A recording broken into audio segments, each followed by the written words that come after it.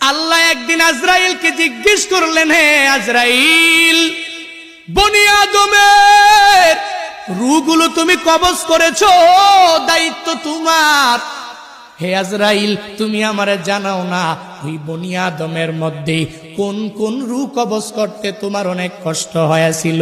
আজরাইল জানায়া দেয়, হে ও দয়ার মালিক, বনি আদমের মধ্যে দুইটা রূহ কবজ করতে আমার অনেক কষ্ট হয়েছে।